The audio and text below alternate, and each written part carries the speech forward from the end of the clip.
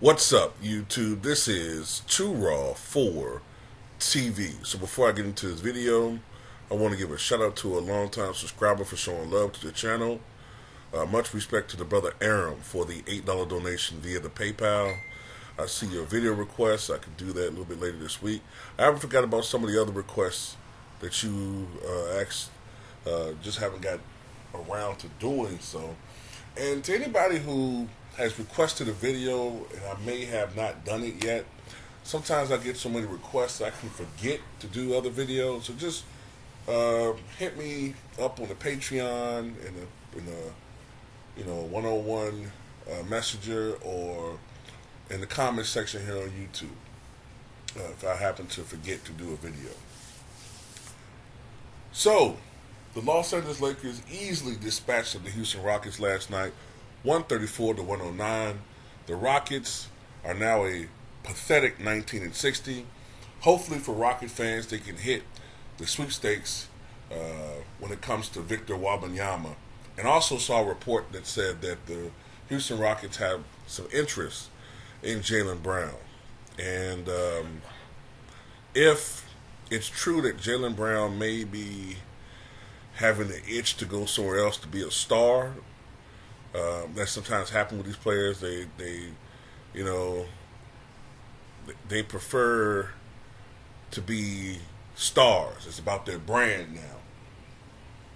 Especially, you know what? I would be willing to believe that if they win a championship, Brown may actually prefer to leave with a championship rather than if they don't win. Either way, he still could lose. The Celtics could still lose him.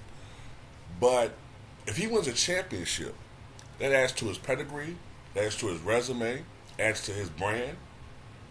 He can call himself a champion, and he can go elsewhere and be the man if that's what he desires at this point. But anyway, I want to talk about the Lakers. The Lakers won, like I said, by 25 points. And a lot of times I get on the free throw disparity, and it was a huge disparity, 28 to 10. But even free throws wouldn't have saved the Rockets in this one, so I'm not even going to focus on that one. The Lakers, as a team, shot 56% from the floor. The Rockets shot only 43% from the floor. They did shoot 38% from downtown, but it was not enough to save them from this ass whooping. Lakers had the edge in rebounding, points in the paint, turnovers, and block shots. And their assist lead, 36 to 23, indicates that it was much better ball movement.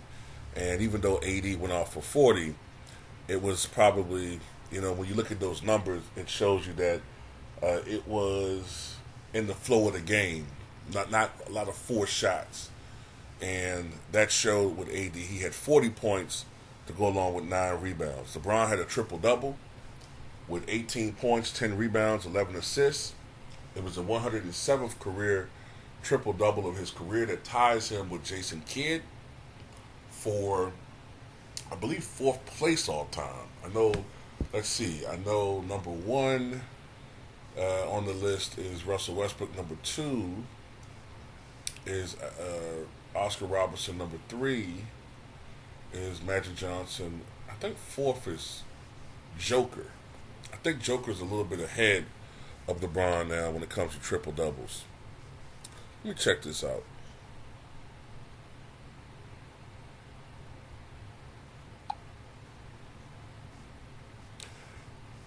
Westbrook has 198, Oscar 181, Magic 138, LeBron 107, Kidd 107, Joker 105. No, so actually LeBron's tied for 4th of 107, and Jokic is at 106.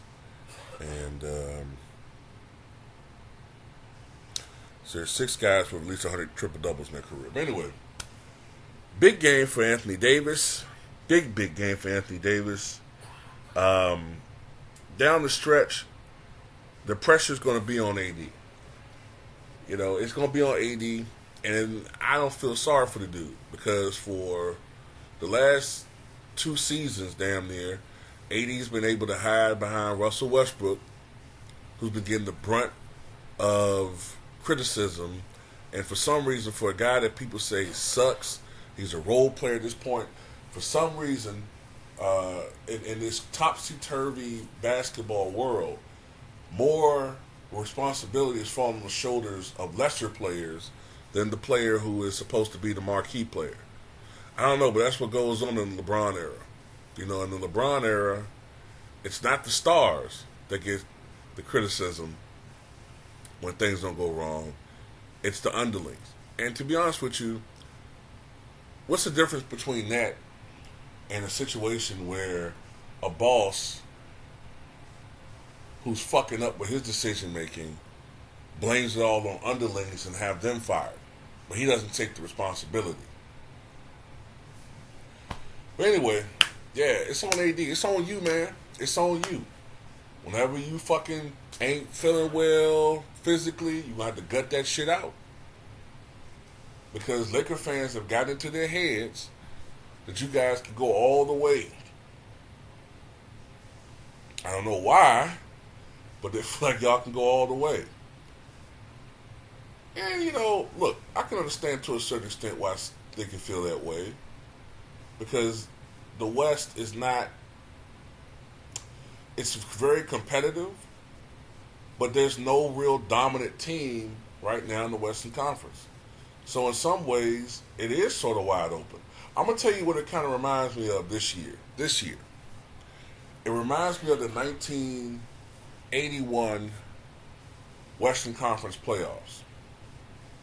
That year, in the Western Conference Finals, do you know who the two finalists were?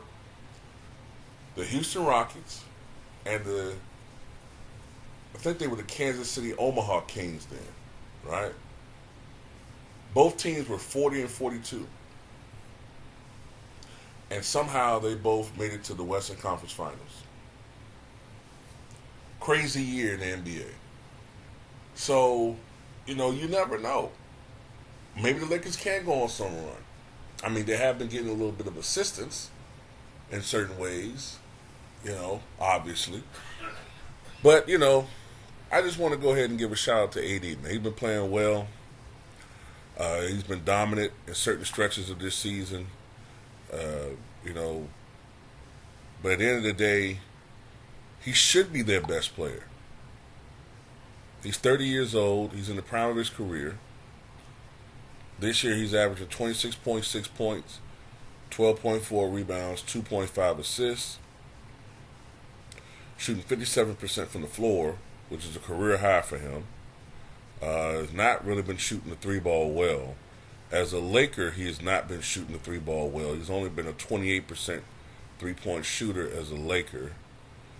This year he is 79% from the foul line, so it's way up from last year when he was 71%. And he's averaging 2 blocks per game. So, yeah, AD has been balling, man. He's been balling. But anyway, tell me what you guys think.